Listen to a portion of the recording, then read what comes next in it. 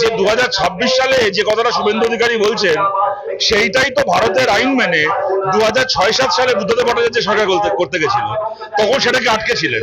আমি তর্কের খাতিরে ধরে নিচ্ছি আপনি কিছু শিল্পকে এখানে নিয়েও আসবেন। 30টা বছর চলে গেল, কতগুলো প্রজন্ম শেষ হয়ে গেল, তাদের জীবনের এই বছরগুলোকে ফেরত আনতে পারবেন? তা তো ফেরত আনতে পারবেন না। শনিবার ডানকুনিতে হুঁশিয়ারি সংস্থার নতুন ইউনিটের শিলান্যাসে মুখ্যমন্ত্রী শুভেন্দু অধিকারী ছাড়াও উপস্থিত ছিলেন শিল্পমন্ত্রী তাপস রায়, বিজেপির রাজ্য সভাপতি শ্রমিক ভট্টাচার্য। রবিবার শিল্পমন্ত্রী ও বিজেপির রাজ্য সভাপতি অংশ নেন West Bengal garment manufacturers and dealers অ্যাসোসিয়েশনের অনুষ্ঠানে।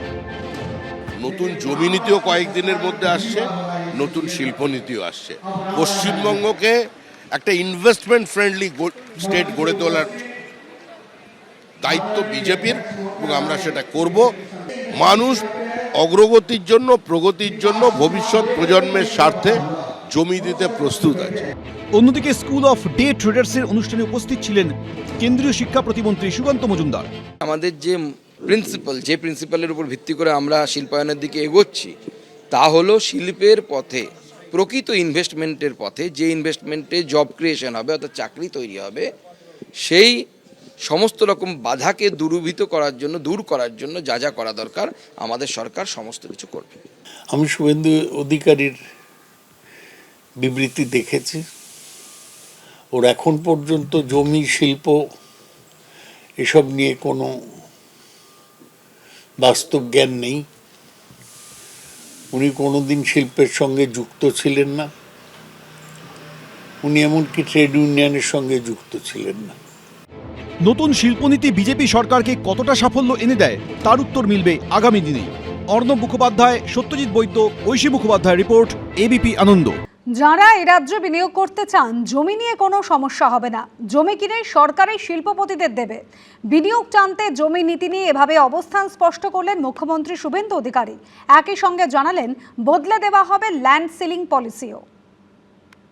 যারা এই রাজ্যে বিনিয়োগ করতে চান, ল্যান্ড কোনো সমস্যা হবে না। আমরা ডাইরেক্ট ল্যান্ড পারচেজ স্কিমে আমরা আপনাদের ল্যান্ড পারচেজ করে হ্যান্ডওভার করব। ল্যান্ড সিলিং পলিসি একদম চেঞ্জ করে দেব। পশ্চিমবঙ্গে শিল্পের জন্য জমি সমস্যা দীর্ঘদিনের। অভিযোগ, এক লপ্তে বেশি জমি না মেলায় অনেক শিল্পকে মুখ ঘোরাতে হয়েছে রাজ্য থেকে। এই অবস্থায় প্রথমবার ক্ষমতায় এসে পশ্চিমবঙ্গের জমি নীতিতে বড়সড় পরিবর্তন আনতে চলেছে বিজেপি সরকার। শনিবার ডানকুনিতে হুঁশিয়ারি সংস্থার নতুন ইউনিটের শিলান্যাস অনুষ্ঠানে গিয়ে রাজ্যের জমি নীতি নিয়ে প্রথমবার অবস্থান স্পষ্ট করলেন মুখ্যমন্ত্রী শুভেন্দু অধিকারী। জানালেন বদলে দেওয়া হবে শিল্পের জন্য নেওয়া জমির ঊর্ধ্বসীমা নীতি। শিল্পের জন্য প্রয়োজনীয় জমি এবার থেকে সংস্থাগুলিকে কিনে দেবে রাজ্য সরকারই। 2013 সালের ল্যান্ড পারচেজ পলিসি অ্যাকসেপ্ট করেছি। আমরা চাই না আর একটা নন্দীগ্রাম সিঙ্গুর হোক, যে পলিসি দিয়ে আমরা বিএসএফ কে বর্ডারে ল্যান্ড দিচ্ছি, রেলকে জমি কিনে দিচ্ছি, এনএইচ কে জমি কিনে দিচ্ছি, নতুন এয়ারপোর্টের জমি কিনে দিচ্ছি। একইভাবে প্রাইভেট ইন্ডাস্ট্রিয়ালিস্ট যারা এই রাজ্যে বিনিয়োগ করতে চান, ল্যান্ড কোনো সমস্যা হবে না। বাম আমলের শেষের দিকে রাজ্যে শিল্পের খরা কাটাতে উদ্যোগী হয়েছিলেন প্রাক্তন মুখ্যমন্ত্রী বুদ্ধদেব ভট্টাচার্য। তবে জমি অধিগ্রহণ ইস্যুতে শেষ পর্যন্ত শিল্পের মুখ দেখেনি সিঙ্গুর। শিল্প বান্ধব জমি নীতি না থাকাটা যে কতটা মারাত্মক হতে পারে তা সেই সময় চোখে আঙুল দিয়ে দেখিয়েছিল সিঙ্গুর থেকে নন্দীগ্রামের আন্দোলন। আজকে যে 2026 সালে যে কথাটা শুভেন্দু অধিকারী বলছেন সেইটাই তো ভারতের আইন মেনে 2006-07 সালে বুদ্ধদেব ভট্টাচার্য সরকার করতে গেছিল, তখন সেটাকে আটকে ছিলেন। মাঝের যে 30টা বছর চলে গেল, কতগুলো প্রজন্ম শেষ হয়ে গেল, কয়েকটা প্রজন্মকে বাংলা ছেড়ে বাইরের রাজ্যে গিয়ে এখন কাজ করতে হচ্ছে। তাদের জীবনের এই বছরগুলোকে ফেরত আনতে পারবেন? তা তো ফেরত আনতে পারবেন না। পরবর্তীকালে সেসব আন্দোলনই মমতা বন্দ্যোপাধ্যায়ের ক্ষমতায় আসার পথ সুগম করে দিয়েছিল বলে মনে করেন অনেকে। তবে সেসব এখন অতীত। শিল্পনীতি ঠিক করতে সোমবার মুখ্যমন্ত্রীর নেতৃত্বে বৈঠকে বসতে চলেছে রাজ্যের নতুন মন্ত্রিসভা।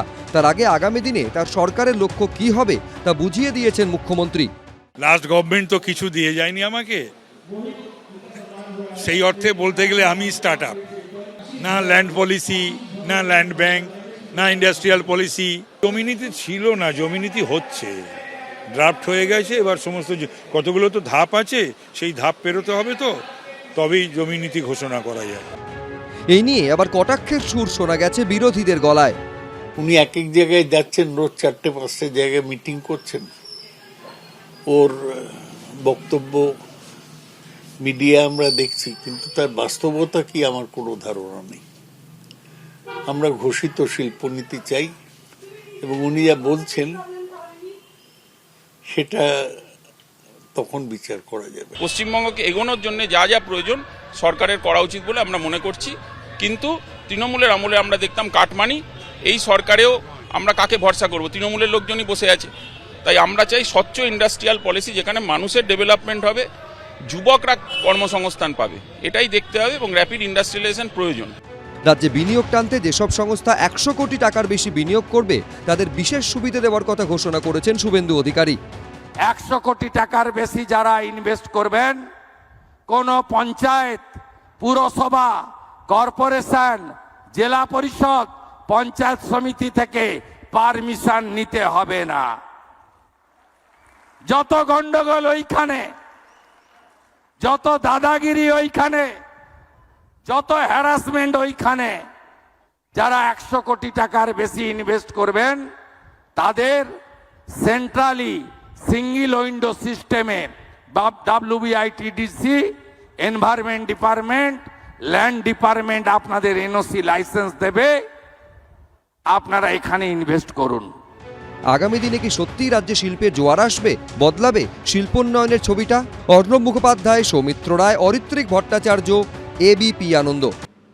তমলুক সাংগঠনিক জেলার বিজেপির পদাধিকারীদের নিয়ে বৈঠক করলেন শুভেন্দু অধিকারী। বেঁধে দিলেন নন্দীগ্রামে বিধানসভা উপনির্বাচনের সুর। পদাধিকারীদের নিয়ে করলেন রুদ্ধতার বৈঠকও। বৈঠকে তোলাবাজি, দুর্নীতি নিয়ে একাধিক বার্তা দিয়েছেন মুখ্যমন্ত্রী শুভেন্দু অধিকারী। মিথ্যে মামলা থেকে বিজেপি কর্মীদের অব্যাহতি দেওয়ার বিষয়টিও উঠে এসেছে বৈঠকে। 2019-এ 37%, 21-এ 44%, 24-এ পার্টি ক্ষমতায় ছিল না, 49, এবারে 56% ভোট পেয়েছি, 70% ভোট বিজেপি পাবে। রবিবার তমলুক সাংগঠনিক জেলার বিজেপির পদাধিকারীদের নিয়ে বৈঠক করলেন শুভেন্দু অধিকারী। সেখান থেকে বেঁধে দিলেন নন্দীগ্রামে বিধানসভা উপনির্বাচনের সুর। বুঝিয়ে দিলেন নন্দীগ্রামে ফের বইবে গেরুয়া ঝড়। তৃণমূল দাঁড়িয়েছিল দুটো পিলারের উপরে, একটা পুলিশ আর একটা আইপ্যাক। পুলিশ তো নেই, সরকারে না থাকলে পুলিশ থাকে না। আর আইপ্যাক তো ভোটের আগে পাতনি গুছিয়ে পালিয়ে গেছে। 2-4টা নিচের তলায় চ্যাং ব্যাং ছিল, সেগুলো দেখতে পাওয়া যাচ্ছে না। এরপরে কি দ্বিধাদ্বন্দ্ব আছে নাকি? 70% ভোট বিজেপি পাবে। কোলাঘাটে এদিন তমলুক সাংগঠনিক জেলার পদাধিকারীদের নিয়ে দুটি বৈঠক করেন শুভেন্দু অধিকারী। প্রথম বৈঠকে উপস্থিত ছিলেন এই জেলার বিধায়ক, সাংসদ, ত্রিস্তরীয় পঞ্চায়েত সদস্য, জেলা পরিষদের সদস্য এবং কাউন্সিলররা। আর দ্বিতীয় বৈঠকটি ছিল রুদ্ধদ্বার বৈঠক। সেখানে উপস্থিত ছিলেন বিজেপির তমলুক সাংগঠনিক জেলার কোর কমিটির সদস্যরা, বিধায়ক, বর্তমান ও প্রাক্তন জেলা সভাপতিরা। সূত্রের খবর, এদিনের বৈঠকে উপস্থিত সকলকে শুভেন্দু অধিকারী বলেন, নন্দীগ্রামে উপনির্বাচনে আরও ভালো ফল করব। তৃণমূল তো কোথাও নেই, ঋতব্রত তৃণমূল আর কালীঘাট তৃণমূল হয়ে গেছে। আমি আমার বুথে কোনোদিন হারিনি। মমতা বন্দ্যোপাধ্যায়কে মিত্র ইনস্টিটিউশনে আমি হারিয়েছি। ওদের ফিরে আসার সুযোগ নেই। আপনারা ঐক্যবদ্ধভাবে লড়াই করুন। এরই সঙ্গে শুভেন্দু অধিকারী বলেন, প্রাতিষ্ঠানিক দুর্নীতির বিরুদ্ধে আমরা লড়াই করে জিতেছি। আর কোনো দুর্নীতি হতে দেব না, রাস্তায় হাত পাততে দেব না, তোলাবাজি করতে দেব না। যত মিথ্যে মামলা হয়েছে সব তালিকা তৈরি করুন, মামলার কপি তুলুন। কোনো বিজেপি কর্মী যেন মিথ্যে মামলায় না ভোগেন। কর্মীরা আমার চোখে ভগবান। এই বিষয়টি দেখার জন্য ময়নার বিজেপি বিধায়ক অশোক দিন্দাকে দায়িত্ব দিয়েছেন শুভেন্দু অধিকারী। সূত্রের খবর, এদিন শুভেন্দু অধিকারী অন্নপূর্ণা যোজনা নিয়েও বার্তা দেন। তিনি বলেন, অন্নপূর্ণা যোজনা টাকা ঢুকছে, গেল রব তোলার দরকার নেই, সবাই পাবেন। কাউকেই চিন্তা করার কোনো কারণ নেই। 500 টাকা লক্ষ্মী ভান্ডার দিতে গিয়ে 9 মাস লাগিয়ে দিয়েছে। 1,20,00,000 লোককে তো 1.5 মাসে দিয়ে দিয়েছে। বাকি যারা যোগ্য তারা পাবেন, অযোগ্য থাকলে বেরিয়ে যাবেন। ভেরিফিকেশন 30 অবধি চলবে। প্রত্যেকটা বিধানসভায় গড়ে 35 থেকে 40,000 মহিলারা পেয়েছেন।